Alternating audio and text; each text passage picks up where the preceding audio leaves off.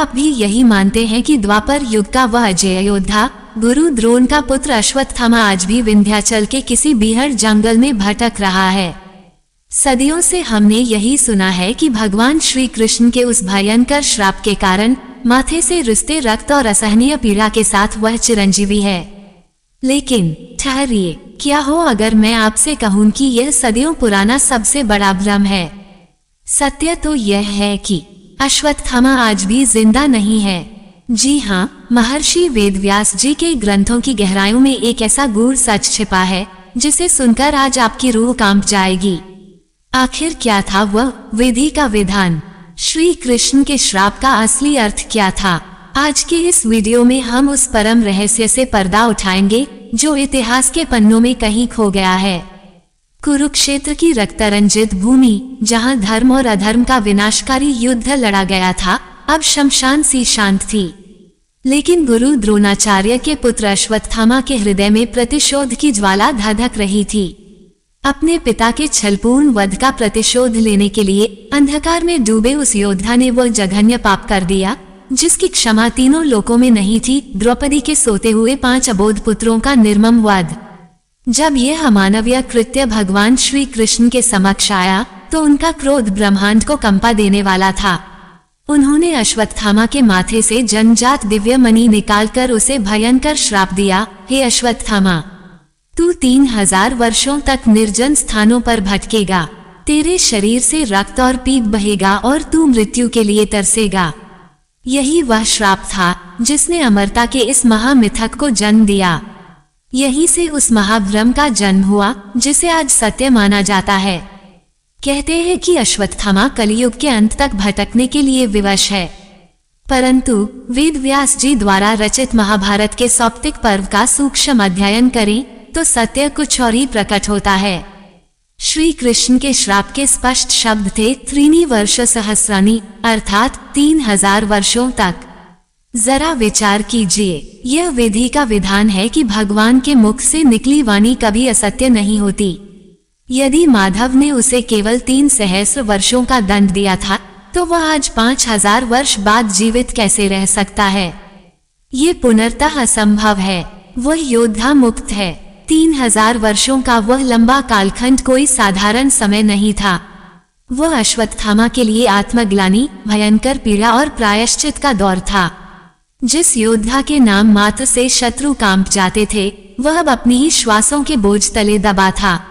परंतु क्या आपने कभी सोचा है कि भगवान श्री कृष्ण, जो स्वयं करुणा के सागर हैं, उनका उद्देश्य केवल एक जीव को तड़पाना था? कदापि नहीं। ये धर्म की स्थापना का एक अत्यंत सूक्ष्म मार्ग था। माधव का वह श्राप कोई प्रतिशोध नहीं, बल्कि पाप शुद्धि की एक प्रचंड अग्नि थी। उन 3 सहस्र वर्षों तक असीम पीड़ा सहकर अपने उस जघन्य अपराध का प्रायश्चित करना ही विधि का विधान था। जब वो दंड अवधि पूर्ण हुई तो उस भटकती हुई आत्मा को अंततः मुक्ति प्राप्त हुई। अब एक अत्यंत गूढ़ प्रश्न उठता है, यदि उस अजय योद्धा की श्राप अवधि पूर्ण हो चुकी है तो आज भी लोग उसे साक्षात देखने का दावा क्यों करते हैं?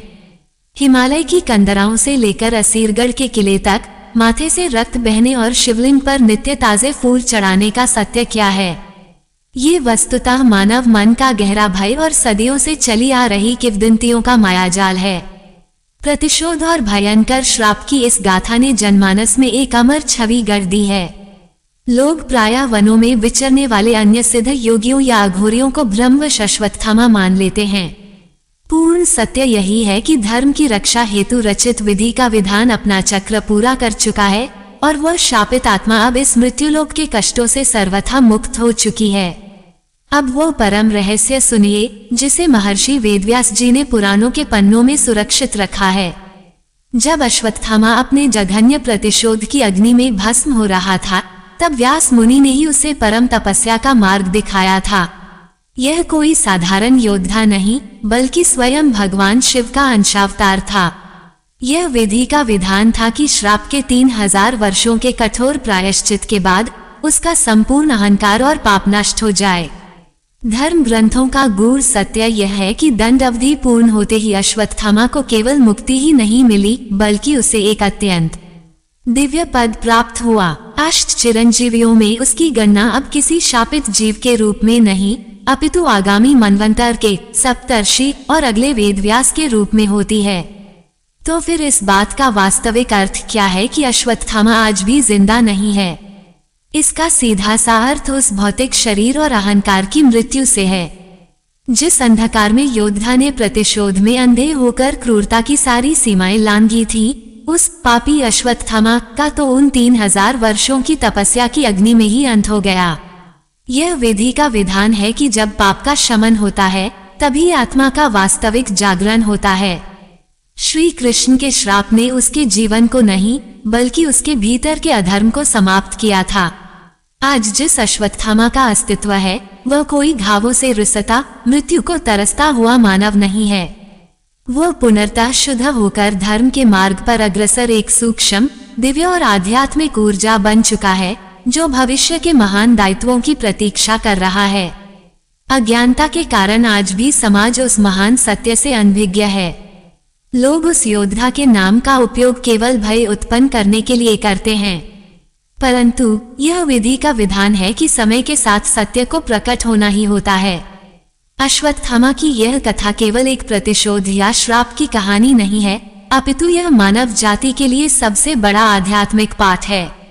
ये सिखाता है कि धर्म के विरुद्ध किया गया कोई भी कर्म क्षमा योग्य नहीं है, परंतु सच्चे प्रायश्चित से एक महापापी भी देवत्व को प्राप्त कर सकता है।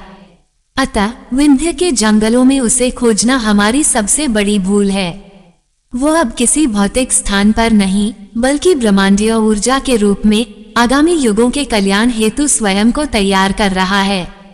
आज के इस आपाधापी भरे कलयुग में इस महागाथा से हमें सबसे बड़ी सीख यही मिलती है कि अंधा प्रतिशोध और क्रोध मनुष्य के संपूर्ण विवेक को भस्म कर देता है। एक अजेय योद्धा भी जब धर्म का मार्ग त्यागता है तो उसका पतन सुनिश्चित है, परंतु यदि आत्मा सच्चे हृदय से पश्चाताप की अग्नि में जले तो विधि का विधान असीम करुणा से भरा है, जो महापापियों को भी शुद्ध कर परम पद का अवसर देता है। मित्रों, जरा सोचिए, क्या हम भी अपने भीतर के क्रोध, प्रतिशोध और अज्ञानता रूपी अश्वत्थामा को जिंदा रखे हुए हैं? क्या हमें भी अपने पापों को जलाकर उस दिव्य ऊर्जा की ओर नहीं बढ़ना चाहिए? महाभारत के इस अत्यंत गूढ़ और रहस्यमय सत्य ने क्या आपकी भी आंखें खोली?